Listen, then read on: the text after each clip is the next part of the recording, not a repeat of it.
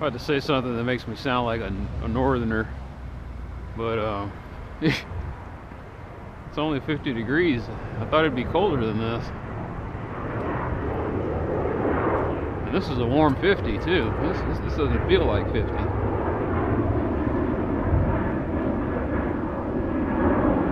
I wasn't like that yesterday. It's cool though.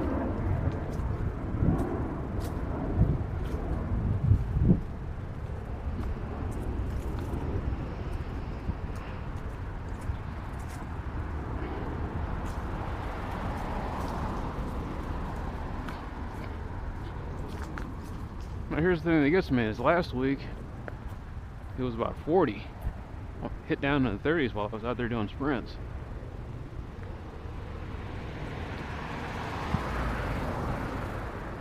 And this week is supposed to be the polar vortex. It's supposed to, supposed to be colder this week. Oh well, whatever.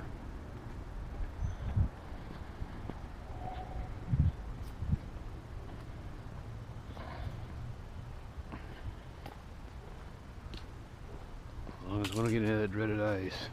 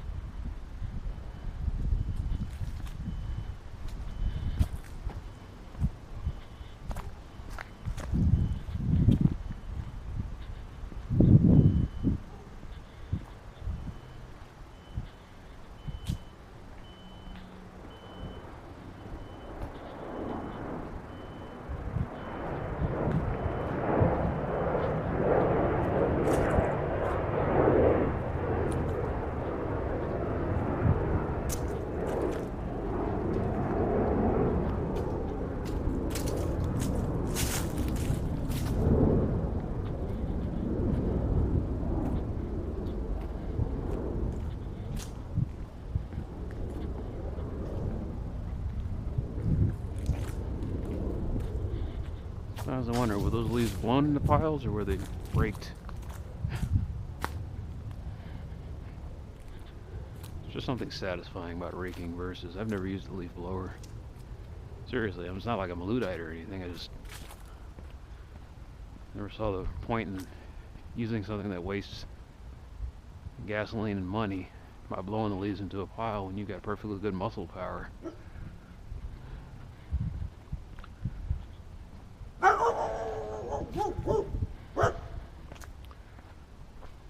On the other hand, I could see the potential of like a leaf vacuum where it sucks in the leaves and it chops them up, and at the end you got a giant bag of cellulose.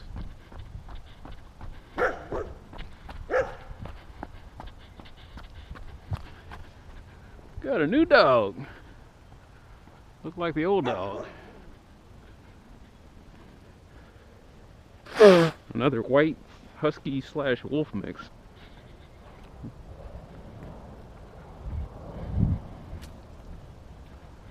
Must have got it from that lady down the street. She breeds huskies.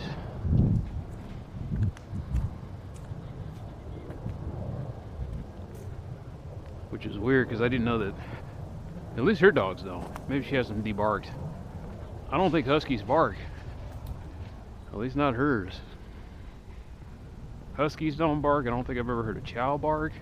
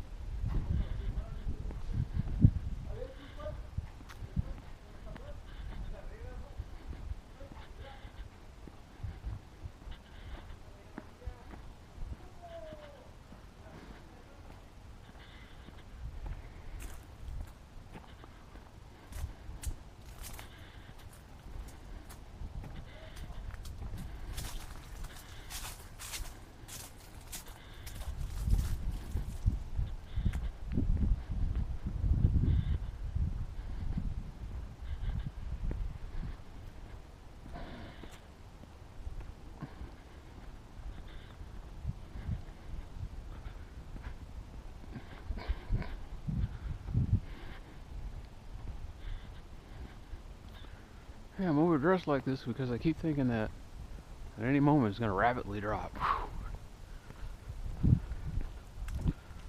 I'm looking at the weather maps. It looks like the 20-degree drop-off or 30-degree drop-off is going to happen around 2 a.m.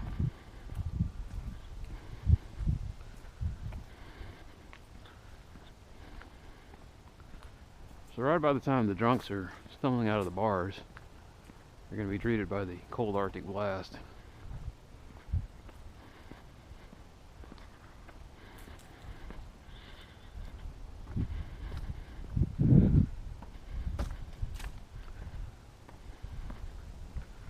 See, they made theirs work.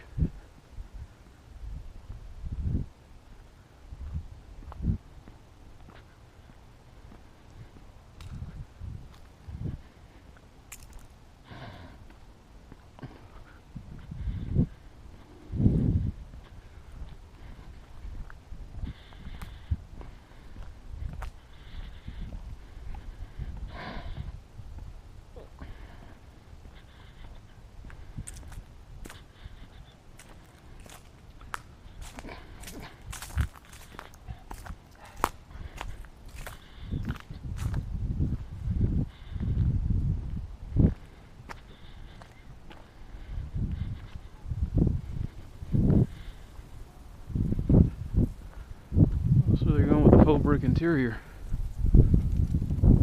excuse me. Oh, it's gonna look nice when they finish it.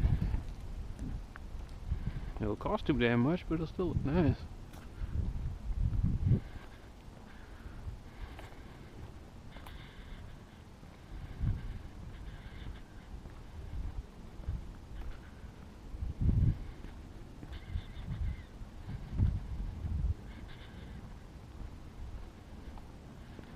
Meanwhile, this thing over here, I don't know.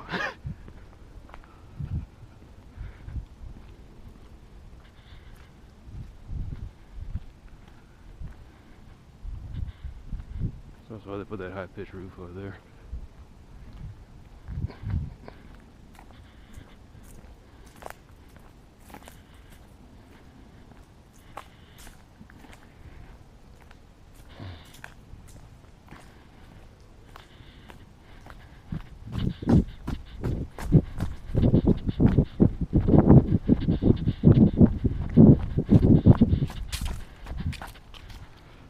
Sorry, ladies and gentlemen, if I'm a little more talkative than usual. I'm not fired up today.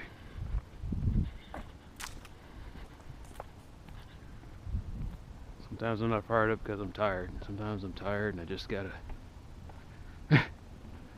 talk to get something fired, something working.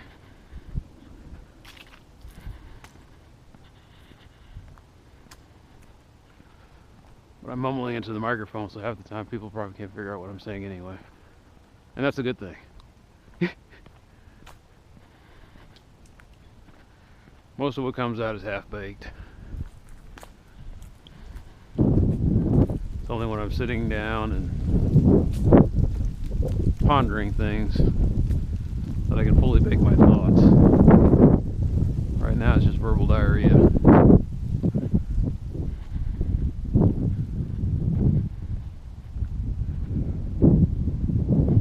Mixed in with some brain farts.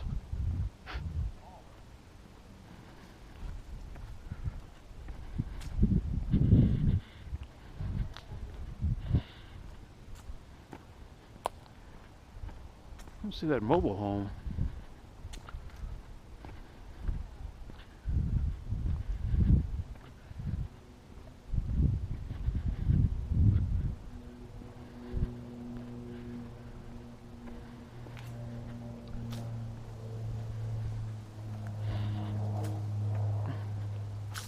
You know, I always figured that Gina would get kind of festive.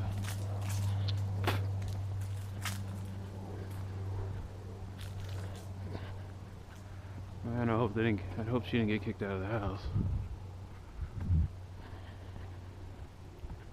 Gina's good people, just in kind of a messed up situation, like a lot of folks in the country.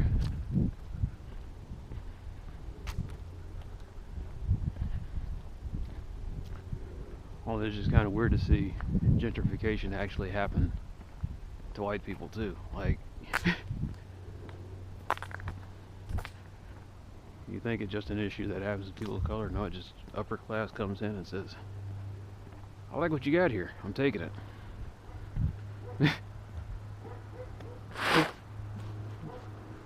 That's an ugly stain on America, man. If they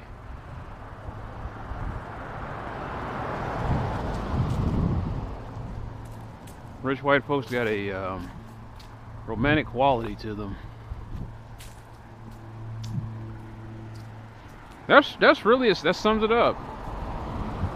They're romantics, and not in a good way. Not flowers and chocolate and courtly love. I mean, romantic is in blood and carnage and gladiatorial combat and conquest.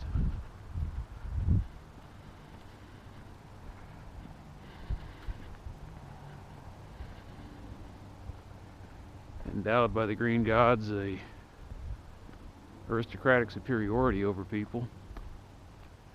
They want something, they'll just take it. Your land, your life, your liberties.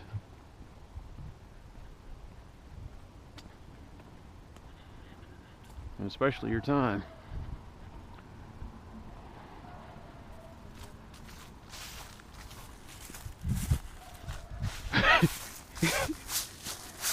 You know, it ain't snow, but it'll do. Alright, inner child, you've been satiated a bit. Those are different lights. They look like LED illuminated golf balls. In fact, I think that's exactly what they are. It's kind of cool. It makes them look like cherry blossoms. Japanese cherry blossoms.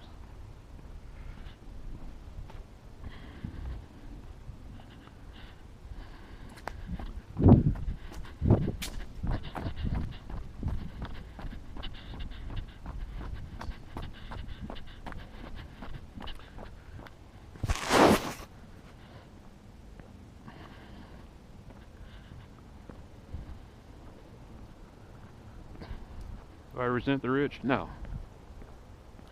Nothing like that at all. I grew up around the rich. Some are pretty cool.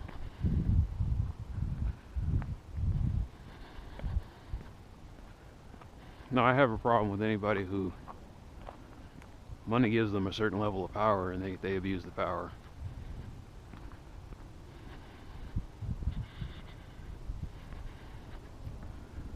And as mad as I am at them, I'm more mad at the fact that people allow themselves to be manipulated just because someone has more money than they do.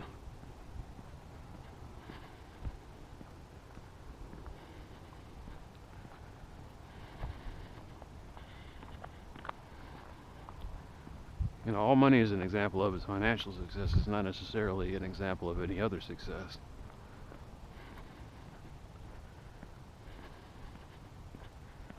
It's coincidental that somebody can have success in one thing and success in multiple avenues. In other words, it doesn't mean that, hey, just because I'm rich, I'm successful. It's like, no. You're financially successful, but sometimes you might be socially unsuccessful or morally unsuccessful or health-wise unsuccessful. No guarantees.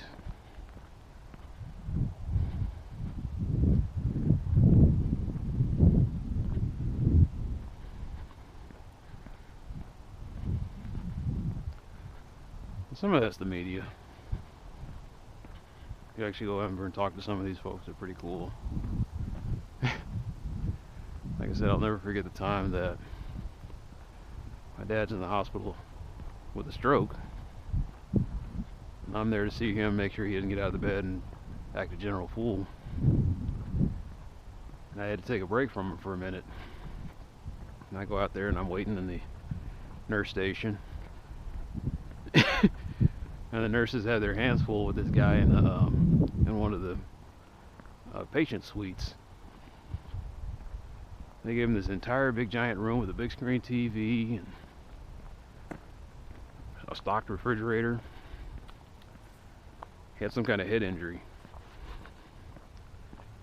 And all he wanted was to be able to get onto his iPad and watch Netflix. He had all this money, he had flowers, he had people with cards, but there was nobody with him. And the nurses didn't have any technical knowledge, and I got him on the network, and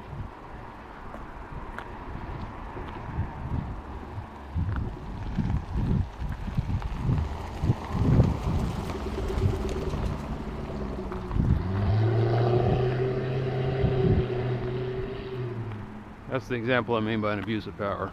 Anyway, I got him on the iPad. I got his iPad on the network, got him all connected, got him ready to go. He was watching B-rated movies, and we were talking about Ed Wood. He was a cool guy. I think he was some kind of record executive or something. But I was sitting there thinking to myself, I was like, this dude got all this money, and he doesn't have somebody who could stay with him through the night just to make sure that he's okay. I'm looking at my dad, and small business owner who basically had his industry disappear overnight. He was in automotive repair, and all that got bought up. You know, like what's happening in everything in America. Dealerships now handle most of that, and insurance companies make deals with the dealerships, and big giant collision repair chains, and the little guy gets squeezed out. So my dad was squeezed out, and but he still had us. 5 kids working, rotating around the clock to make sure that he was okay.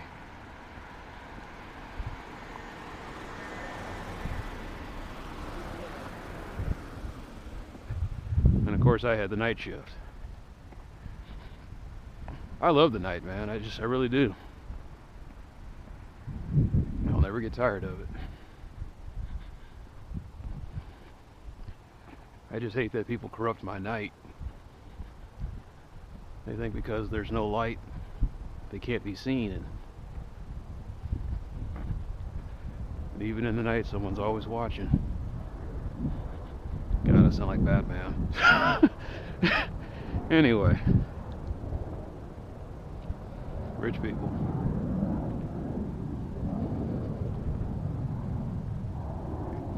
And the reason we obsess about them because they are eccentrics. They're different. Some of these people, they've excluded all other things to be financially successful. Some of these people, they pigeonhole or they laser focus themselves into getting really, really, really, really good at one thing.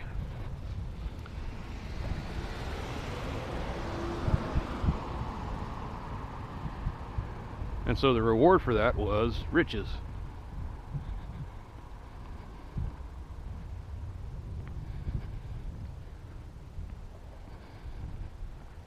But see, that's the problem with idolizing the rich, is that they're really, really, really, really, really good at that one thing, you know. Some of them are. Some of them, man, they're polymaths. And does she want me to see this? Some of them are polymaths. Those are the ones that are really interesting, but you're never going to see those people. Because the rich polymaths, they tend to keep to themselves.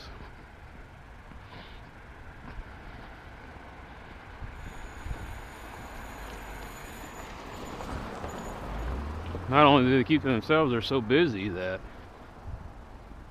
they don't really have time for one-on-one relationships with people, or they have a very, very small group of friends.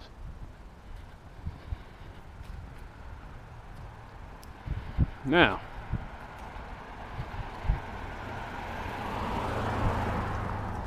am I going to talk about the president? He was born into his.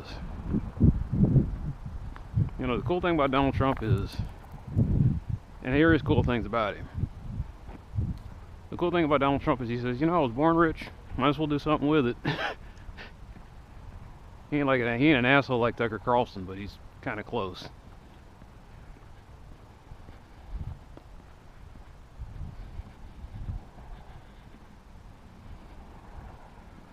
I don't know, I guess I kind of compare, I can see a little bit, just a little bit, no, I'm going to piss off a lot of historians, but a little bit of Peter the Great and Donald Trump.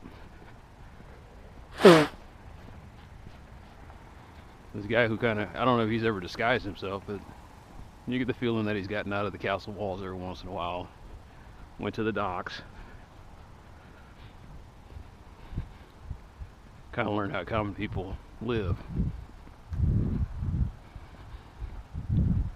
He was like, how can you say that he's a racist and this, that, and the other, and blah, blah, blah. As a man of color, I haven't met anyone who isn't a racist.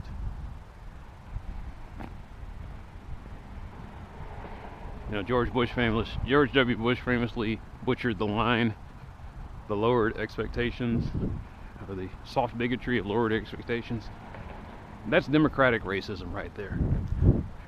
Oh, you're just, God bless you, you're an imbecile. You just don't know any better. That's all right. We'll do everything for you. We'll do the thinking for you. You just sit back there and vote for us. You know, I believe that to be much worse than the Republican brand of racism, where it just says, you know what, you folks are on your own. Fuck you. Because with the Republicans, it's a refreshing honesty. You know where you stand. I'm your enemy. Okay.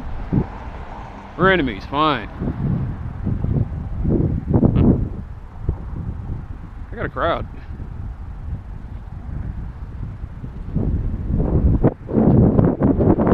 Anyway.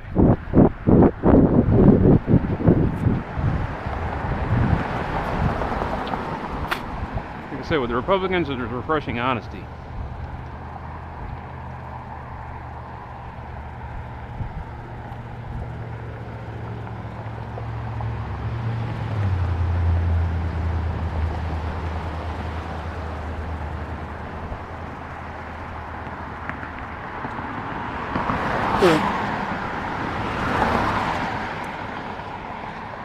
You ask my political opinion, what do I think the next 4 to 8 years is going to be under Trump?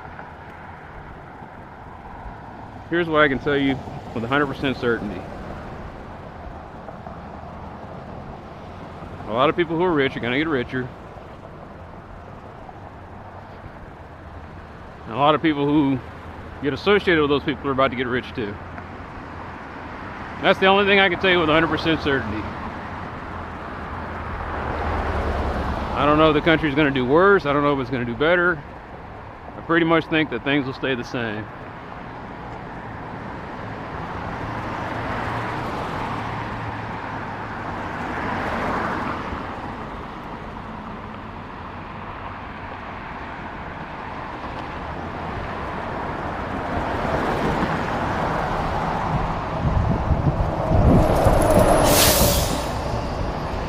Like I said, the other thing I know with 100% certainty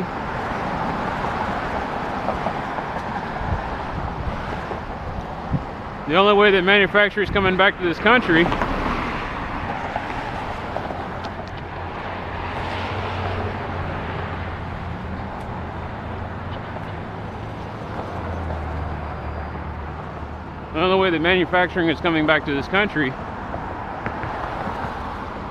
is that people are willing to work like slaves in the third world countries, which that would mean it's a low probability. So can you have it both ways? Can you have benefits and decent pay and still have manufacturing jobs in America? Yeah.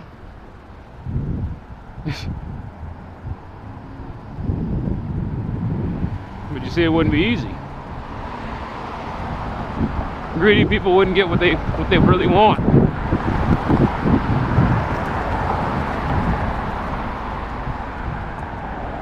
Man, they got it smelling good over there where they're cooking. Somebody's frying potatoes.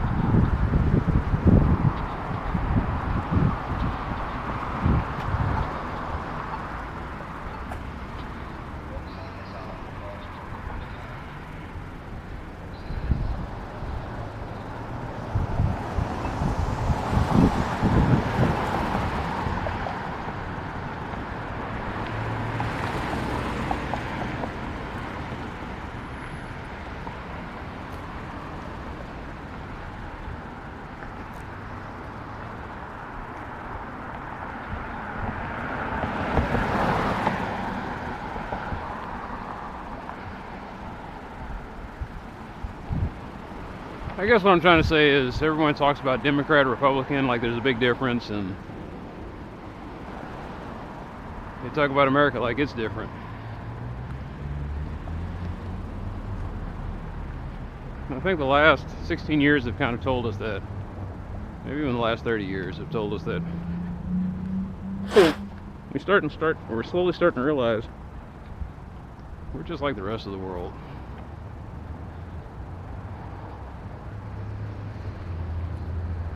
It's just that we trade in one tyrant, in one group of tyrants, in one organization of tyrants, for multiple tyrants and multiple organizations of tyrants. So they kind of they used to kind of cancel each other out.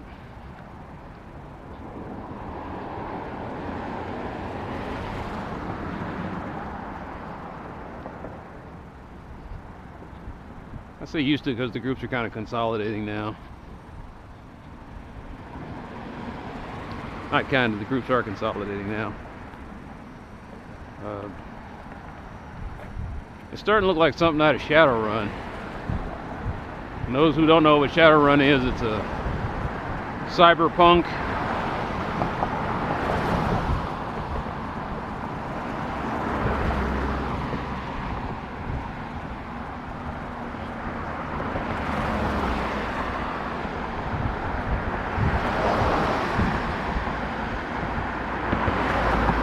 a lot of assholes out here tonight.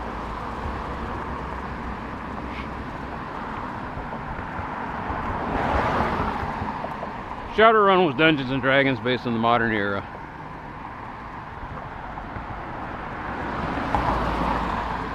A futuristic world where magic and monsters existed, along with human beings.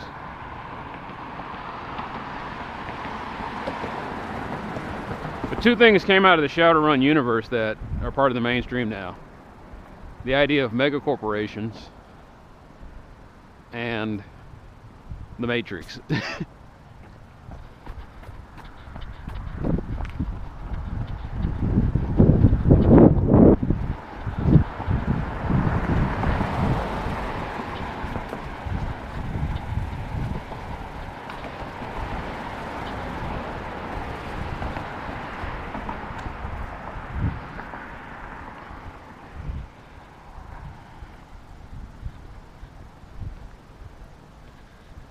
You know, Shadowrun, the entire world was run by these giant mega corporations. Every country had one. Some countries had one mega corporation owning multiple countries.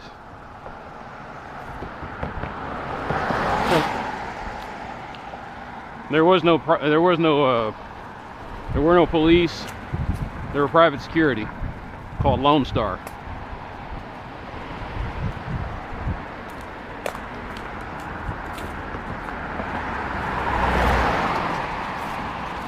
A lot of the population lived in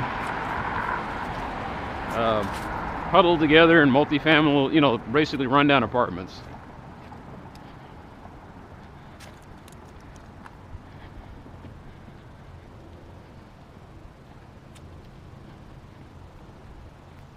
And mega corporations warred against each other using guys they called Shadowrunners.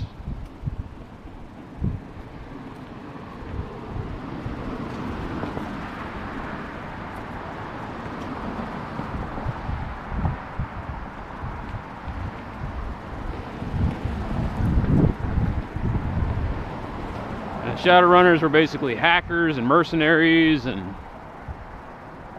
what they called magic, you know, mages and magic users.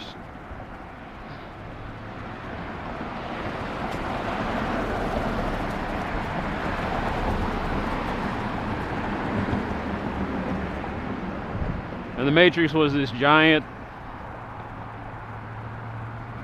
it was basically the internet. The internet that all the mega corporations were tied into, all the public was tied into, and the way the hackers got into it is they used data jacks. They had an implant in their head that allowed them to put a wire in there and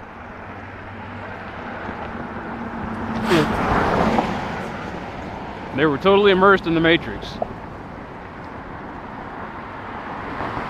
And they fought sophisticated programs to try to steal data. Sound familiar? You're right. The Wachowski brothers ripped off Shadowrun.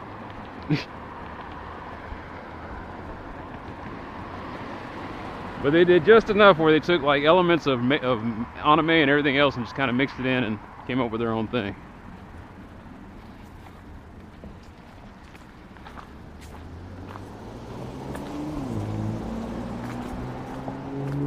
No, it doesn't feel cold out here. But then I'm saying that I got hand warmers, mittens, and my legs don't feel, nothing feels cold. I think I overdressed.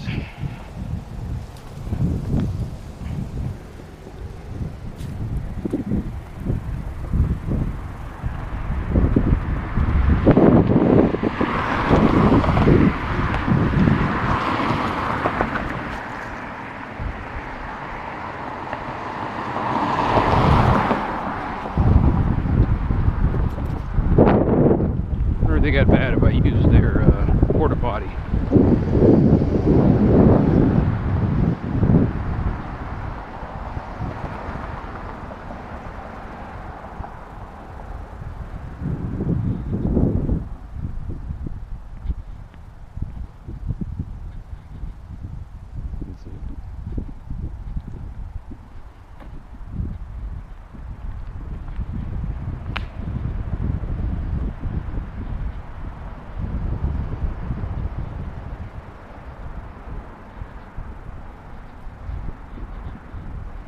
No, it's funny. In the old days, I used to worry about public urination from a sense of embarrassment about being caught doing it out in public. Now the reason I worry about public urination is a risk of being arrested and put on some kind of sex offender registry.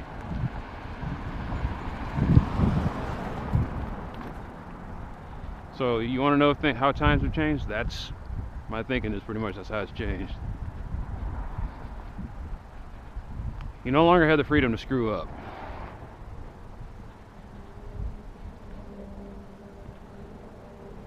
You know, everybody talks about the Bill of Rights. That was one thing that the United States had that kind of set it apart from the rest of the world. You used to have the freedom to screw up. That's what makes America great.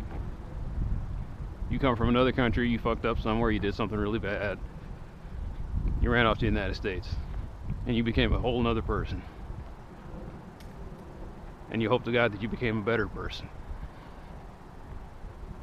You know, Edward G. Robinson, his real name wasn't Edward G. Robinson, I forget what it was, but he was an immigrant to this country.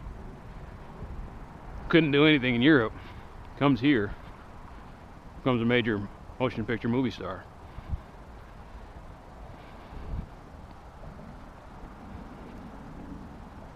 Marconi from Italy comes up with an idea. I don't know why he couldn't make it work in Italy. I don't, you know, whatever. Maybe they had an onerous patent system or something, kind of like what we got now. But for whatever reason, he came to America and he made the radio work in America.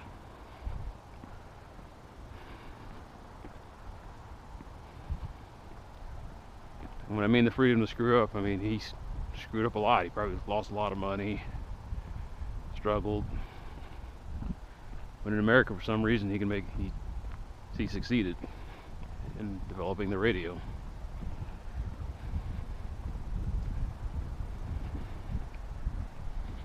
The freedom to be a failure and not have it screw up, or have it scar your entire life. That's the freedom I want back. And unfortunately, that's a freedom that's not written, but it's a, how do you say this? It's an unwritten right that you have, basically. It's a result of the other rights. And the age of the internet and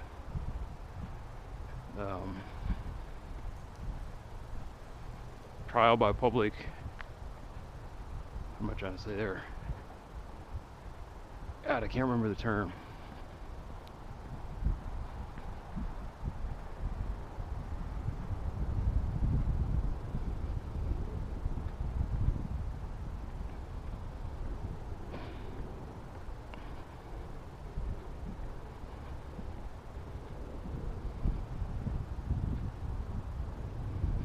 Basically, trial by public perception. You are no longer afforded the freedom to screw up.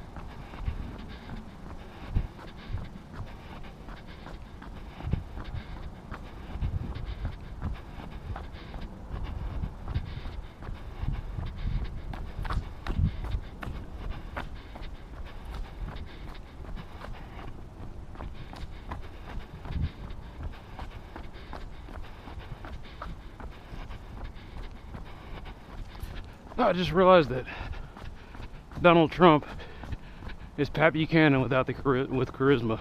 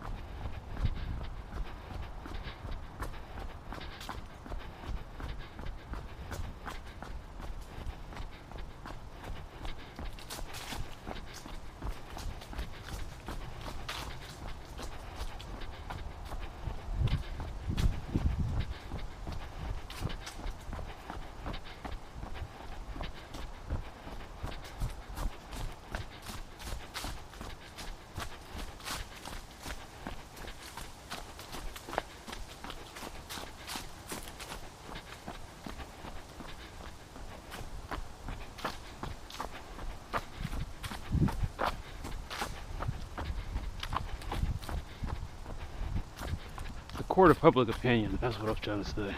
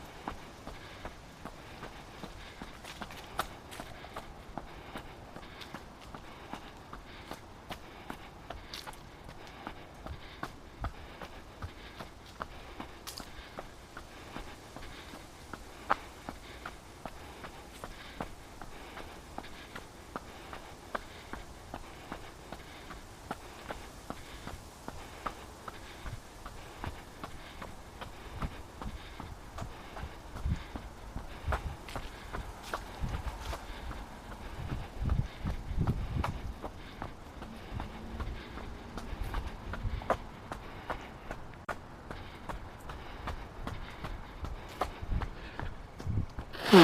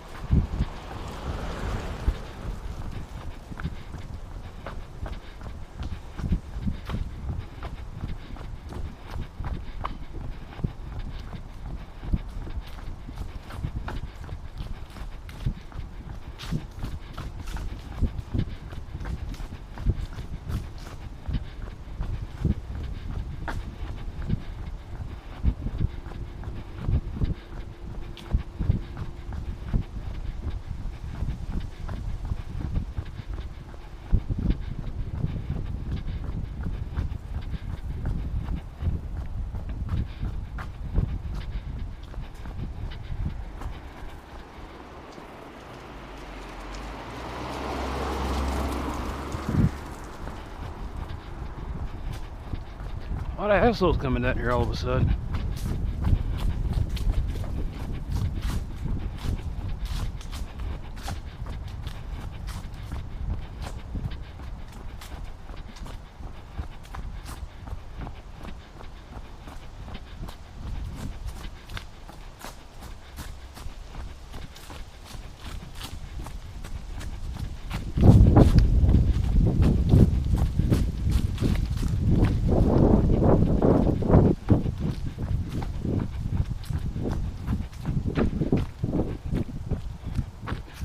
As long as it's the leaves that are falling and not the damn branches.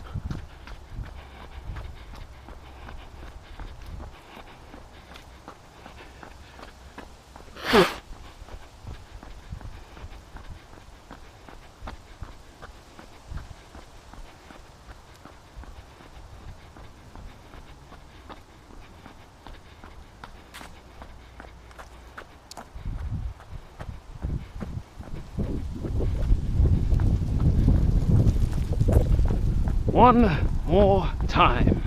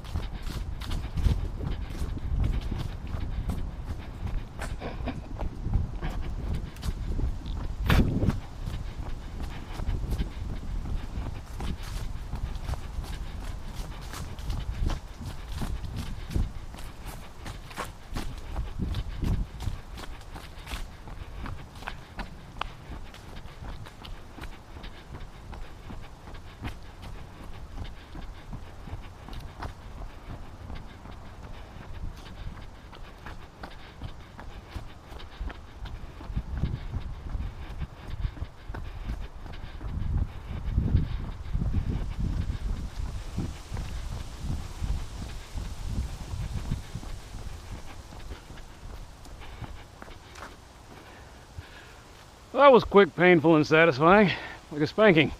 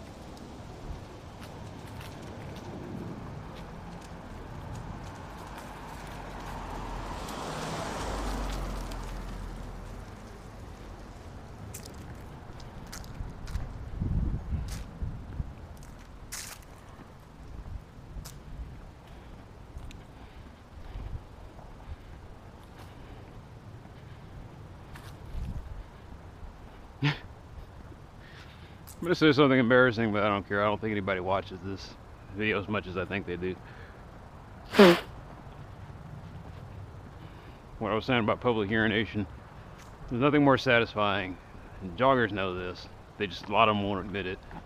There's nothing more satisfying than when you're sitting there running out there and you got the urge to pee and you just pee.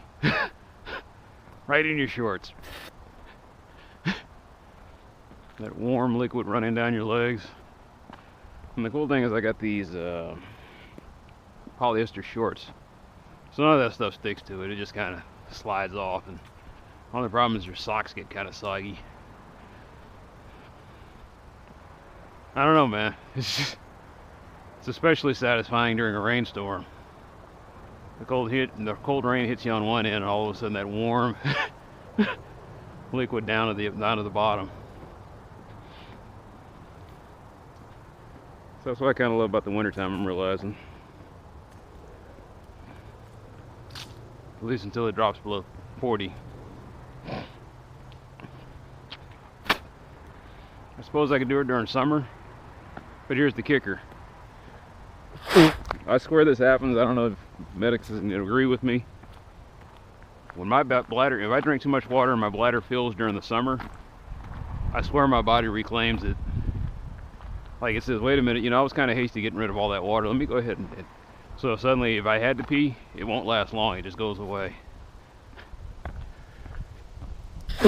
I get so dehydrated that my body sits there and says, wait a minute, we better recycle some of that pee.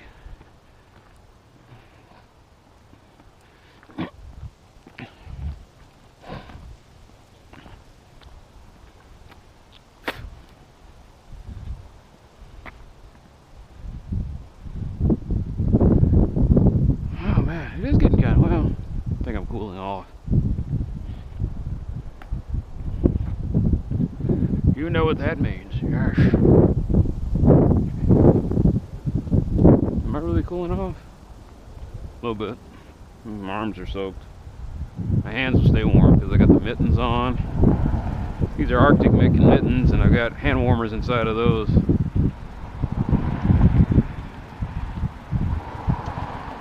Problem is, people who have Raynaud syndrome, they sympathize with this, but man, these hands do not like the cold. Everything else loves it.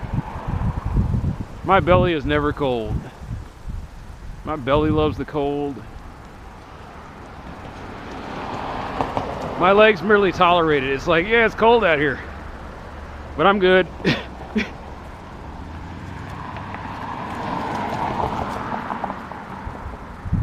My head and neck love it because of the fact that my head and neck are always hurting anyway.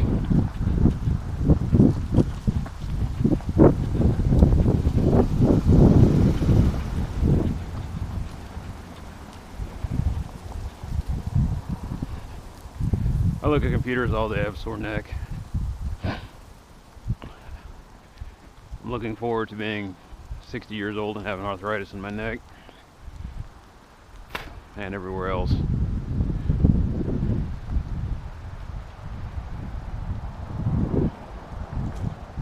Getting a little too cold though. I think I'm going to have to put my cap on.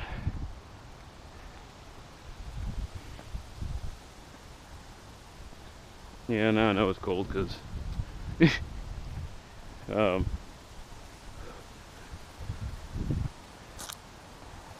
a little mist. Alright. See how we gonna do this. Alright, America, I'm not gonna let you see my face. I know a lot of people on YouTube love doing that crap, and it's annoying. Nothing worse than all of a sudden you're clicking on a video trying to figure out how to hang shower curtains. You gotta look at some ugly guy with his pimply faced Baghdad stubble mug.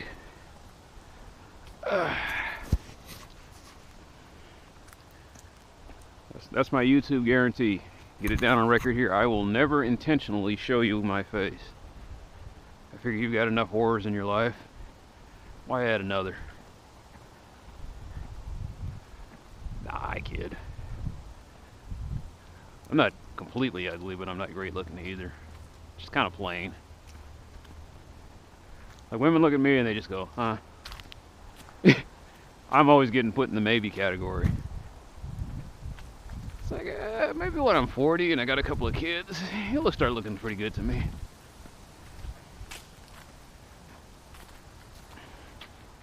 I'm the fallback guy. Or at least, I used to be. Ever since the whole MGTOW thing and red pillars and everything else, women don't have fallback guys anymore.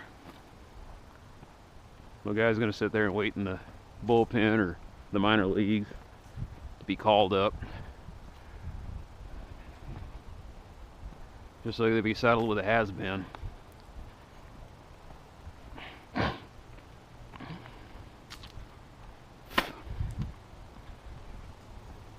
So what you do is you give up. You live the hermetic monk life, and you find it quite satisfying. For instance, I have a lot of disposable income. I got a lot of money. Let's put it this way. I got enough money to make me really comfortable for a while. And I'm not going to give that up anytime soon. I'm for somebody who's naggy or needy or broken or any of the other adjectives that I can kind of lump everybody into, but at the same time, I'm not trying to.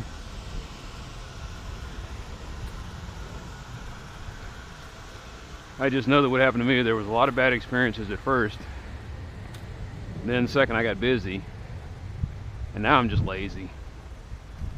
Now it's like I can make the attempt, I just don't want to.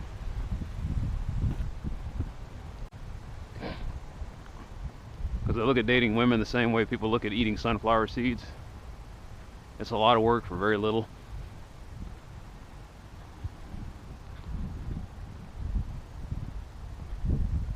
And that may make me unpopular and that may be sexist and politically incorrect, but after this election, I don't care anymore. I guess I'll be one of those guys that comes out of the woodwork. Just tell it like it is. Like it is, women, I will not work that hard for you. I said it, it's on the record. There are a lot of other great guys out there. Good luck with them. Hope you find them. But at the same time, I hope they're smart enough to realize they can get better women. But I am not playing the game. Why am I not playing the game? I have 500 computer games, dozens of movies, dozens of comic books. I have classes to take. I have chores and hobbies. There are a lot of other things I could be doing with my time. And that's exactly what I'm going to be doing. One thing I don't have time for is drama. That's pretty. That is really pretty.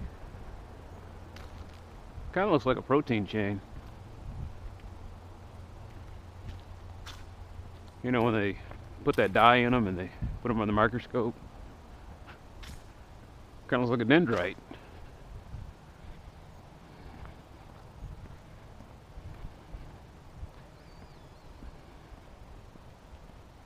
Anyway. I have to be honest about the whole dating thing.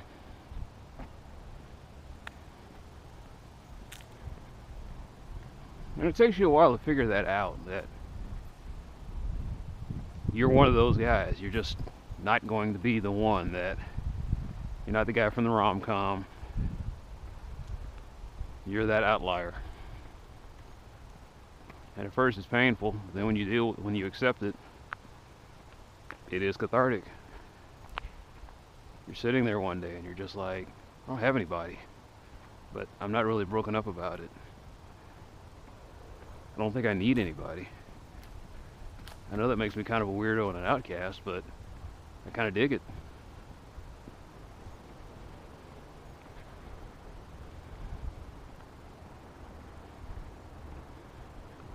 You know, I don't sit here and walk out here on cold nights and wish I was with somebody. I actually enjoy walking out here on the cold nights all by myself.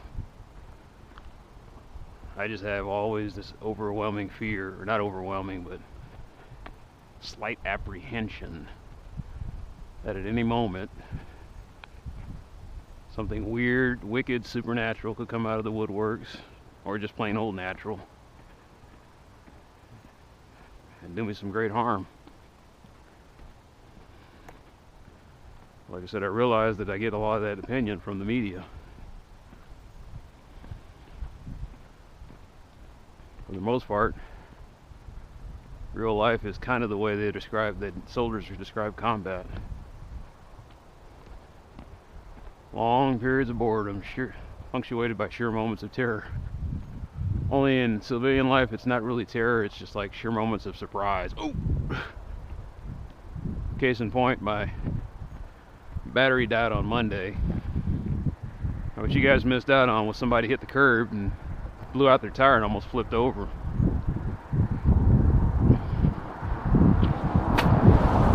Wasn't expecting that, no way to get prepared for that. You just try to get out of the way and hope for the best. One of my YouTube videos actually had somebody hit the curb and roll over. And I was shocked that not more people saw it. I was just like, huh. And then I kind of keep looking at it. And I was like, oh, okay, well, if you blink, you'll miss it.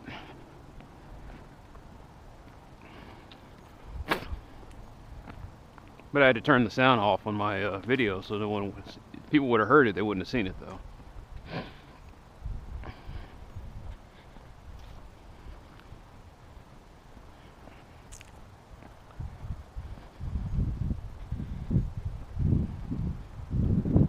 And I had to turn off my videos because I listen to music in the car, and when I do that, I get some kind of copyright warning.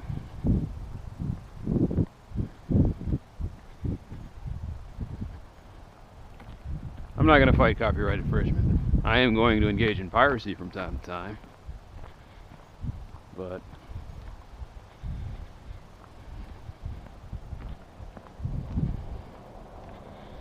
there are a lot of things I'm just not going to do anymore.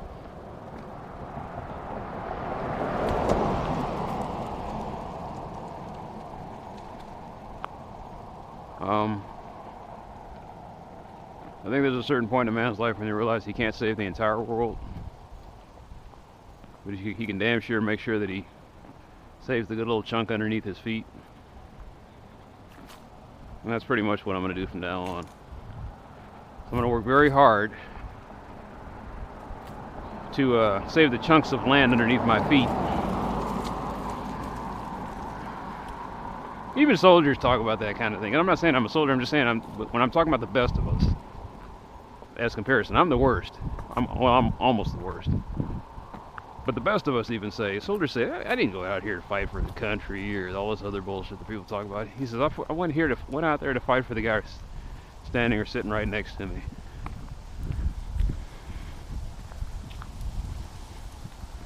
And these guys go through basic training together. They don't want to do what they have to do. They don't want to do the unpleasant things, but they volunteered to do the unpleasant things. Now they volunteered. Back then they did it out of a sense of obligation or duty because of the draft, but they go through basic training with these other guys who are in the same lot with them. They start to talk to them, they start to bond with them, and they start realizing, you know what, I want this guy to go home. I may not make it home, but I want this guy to make it home. And that's why they fight. Every once in a while, they encounter something so horrific that it makes them realize why they must win. And that's examples like liberating concentration camps. And yes, the Holocaust happened. You know why the Holocaust happened? Because it's been happening for over 10,000 years. That is one thing that mankind does very well, is kill itself. In the Bible, the ancient Jews even wrote about it. It's like, hey, we wiped out the Canaanites, the Hittites, the Amalekites. We did it in the name of God, and we did it gladly. Wiped them from the face of the earth and wrote it down. There are entire Native American tribes that no one will ever know about, that I have never known about in my lifetime. So for somebody to sit there and say, it didn't happen, you can easily call bullshit on that. Not just because of the written records and all the photographs that they took.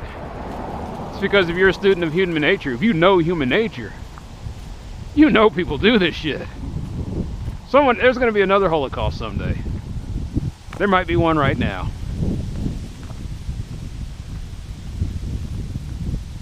I'm kind of thinking, though, it's not about race and it's not about culture. It will simply be about income level. There's going to come a point in the earth when there's not going to be that many resources, and there's going to be a lot of people, even more than now, and a lot of people will simply disappear because they cannot, simply because them existing doesn't allow other people to live at a certain comfort level.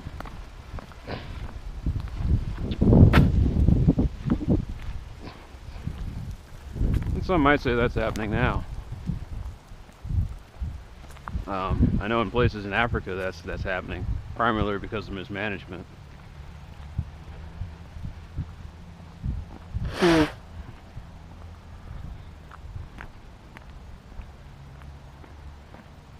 Has most of the world given up on Africa? I'm cynical, and even I don't believe that. The reason I don't believe that is because there's a lot of,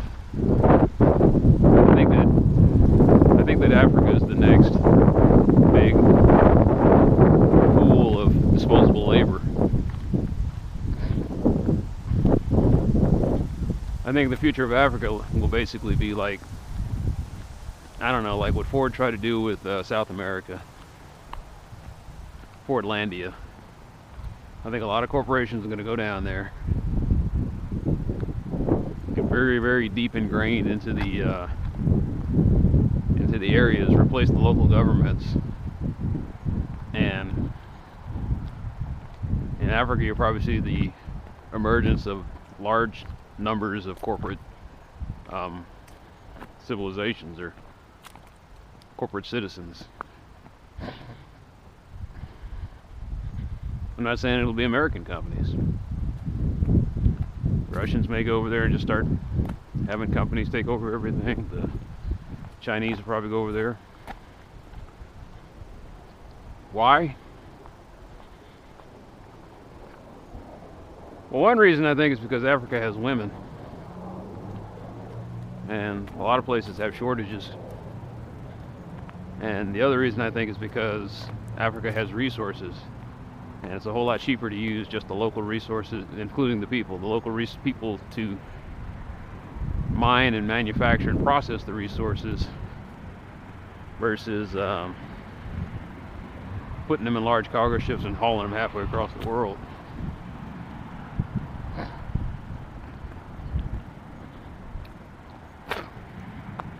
And on top of that, a lot of Africa is just largely ungoverned. So you don't have all those onerous regulations in place. The only people you have to deal with is the UN, and they're so powerless that nobody cares. Maybe the EU might have something to say, but they're starting to break up. So, yeah. I don't understand why nobody's figured that out yet. Or maybe they have, and they're just keeping it on the down low. I know the news media has a bad habit of not reporting anything useful, or reporting things that are useful only when it's too late. So it might be happening right now and we just don't know about it.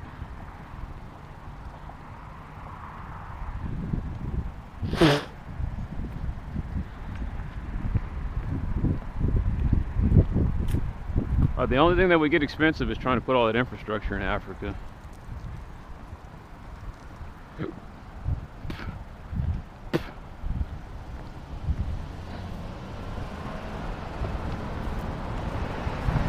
I don't know when that became so difficult, though. It's like I said, this country built the Panama Canal. It couldn't do that today, and I don't. It's depressing. You know, this country built all these dams and parks and energy plants. Some of them that are still in use today that should have been decommissioned a long time ago, and they were supposed to be replaced, but they're still running because deregulation. And a lot of people running these companies would rather patch up a system that is just completely worn out than build a new one. Like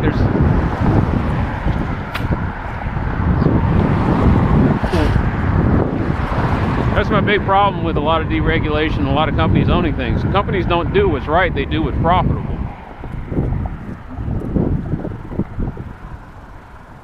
I don't mean the right thing from a moral standpoint, although they are accused of that. But I mean the right thing from a technical standpoint. It's just depressing that something that is technically correct is unprofitable.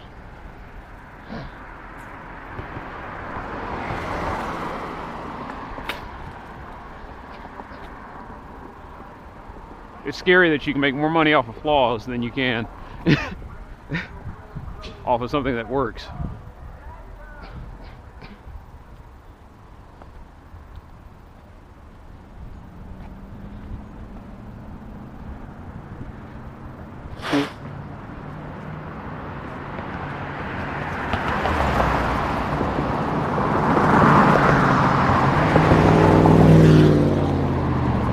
Am I going to completely get on corporate America about that? No? Because you know what the funny thing is? Quite a lot of assholes out here. You know the funny thing is, a lot of assholes.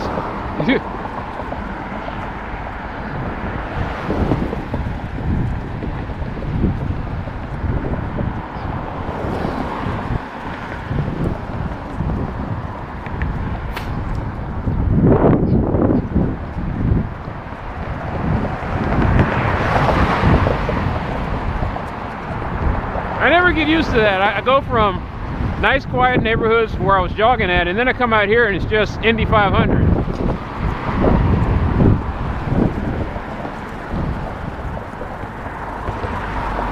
Anyway,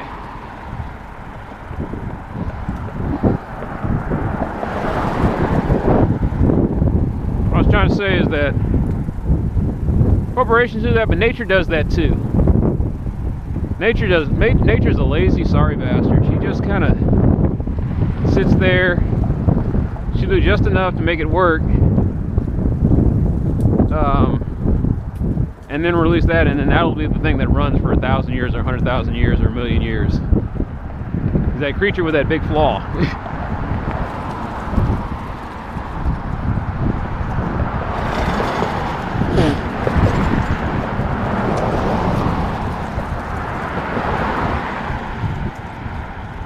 But what makes nature different from corporate America is nature's smart enough to say, okay, I got this thing that's an advantage, let's roll with it. And they roll with the advantage, and then something better comes along. Okay, well, they keep getting better. They don't have fallback positions in nature. Nature just keeps getting better.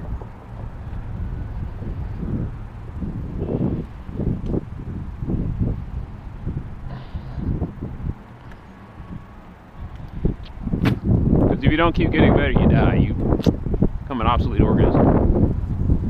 Not only that, but nature has us. Nature has this big brain creature that's supposed to know better. That's supposed to say, nature, you got me this far, let me take you the rest of the way with this big meat-fed brain that I've got.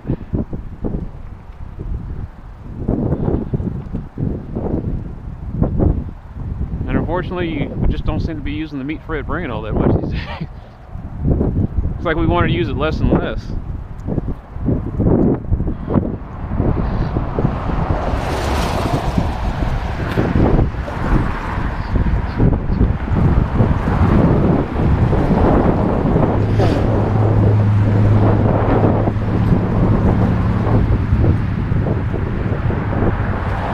I was just thinking about something.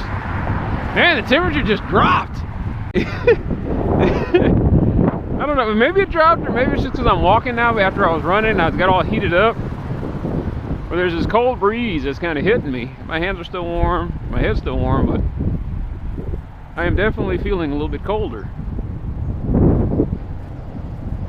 Anyway. Let's think about something I heard that somebody said that China may have the communists in there and this one party rule, and They crack down on censorship and all that other stuff. List censorship and all that stuff. But their country is run by engineers or guys who have engineering degrees. I think that was Scott Adams that was talking about that.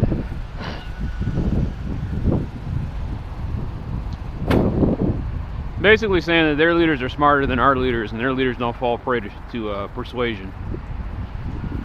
All they care about is cold hard facts and proof.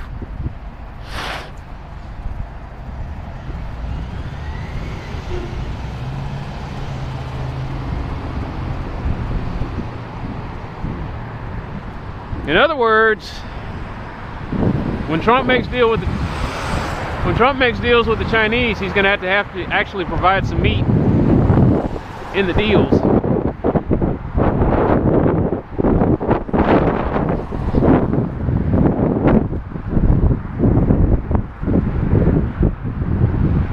Like I said, I get it now.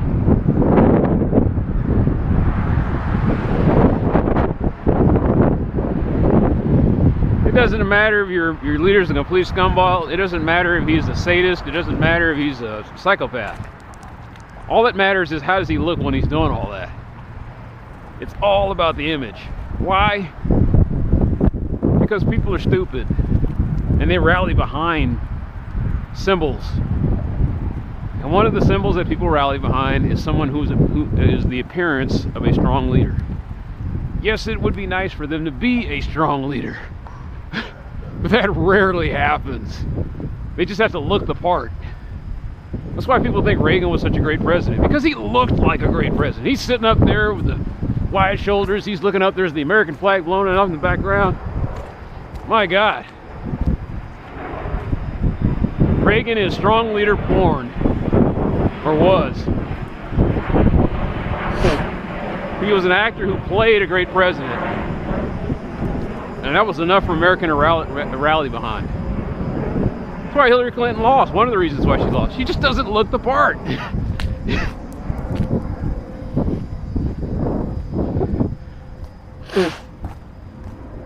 You know, your choice was the corporate sleazy guy from every 80s movie that you ever saw, or Nurse Ratched.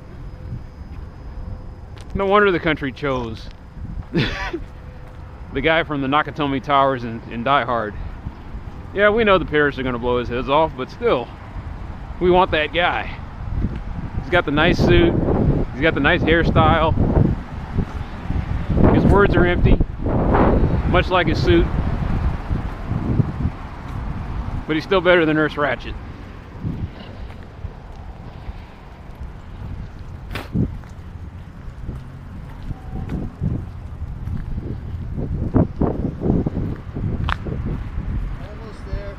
Yep.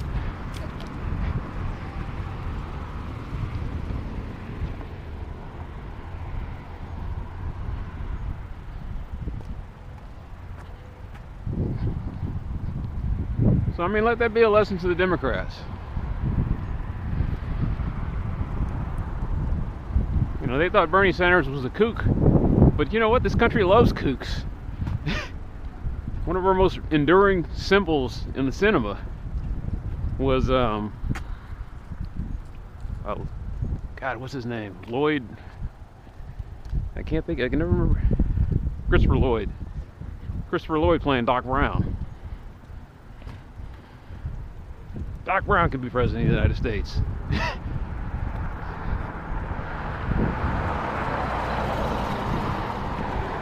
Nurse Ratched cannot.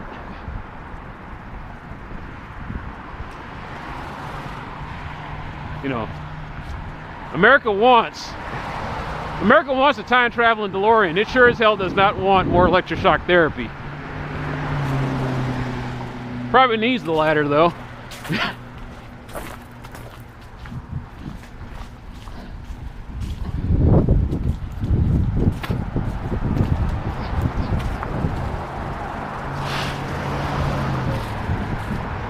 Woo!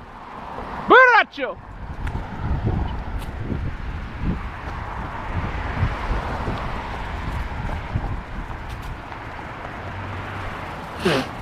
can I say? The people in this neighborhood just utterly hate upright signs and fences.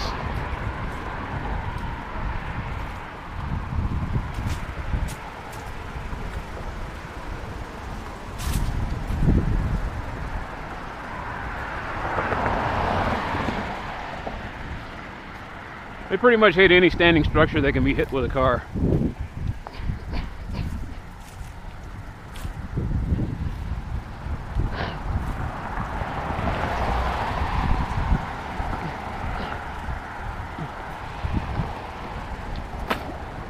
Now that is all kinds of neat.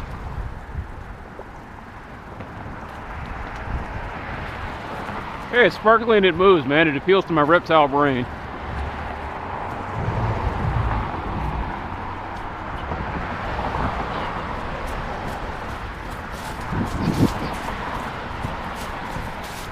Who did I vote for?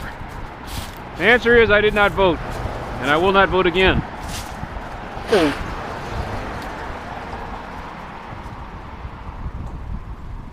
I'm not voting again until I have a better choice than the two parties that we got out there right now. Maybe I should say a different choice.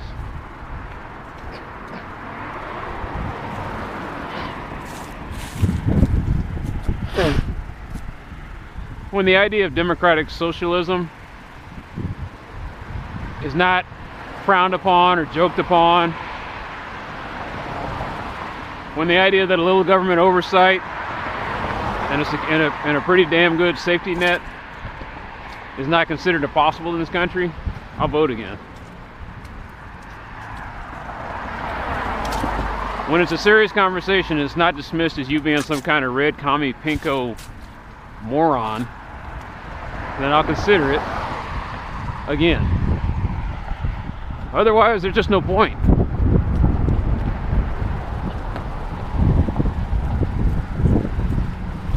I'm not going to pretend that I'm okay, or I'm not going to get involved with all this corporatism that we got going on here. I'm done with that shit. I'm done with both parties getting paid by the same guys and me pretending like there's a difference between them. You know, you can chide me, say whatever you want, I don't care. I made my decision. I didn't make it lightly. I gradually came upon it after 16 years of disappointment. 8 years under a moron who decided to go to war for stupid reasons. And 8 more years from a dickless, spineless son of a bitch who could give pretty speeches.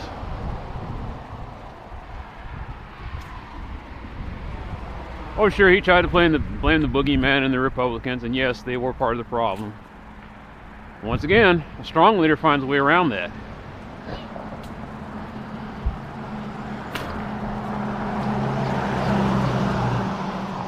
But he just had to look the part. He was cool, collected. We loved him. We'll put his face on a stamp someday.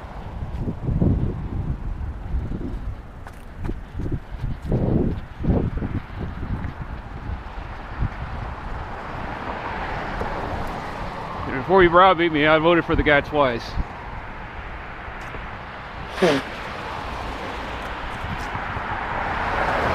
Simply because I honestly believe that Mitt Romney was elitist and John McCain was not a maverick. In fact, he was the very antithesis of a maverick. He was a clown. And I don't mean that like making fun of him. I mean, there was a guy, Reuben Boylan, that pointed out he went from being the tough town sheriff to being a circus clown. That's what the Republicans do to people. They're the greatest clown college ever created on God's green earth. Anyway.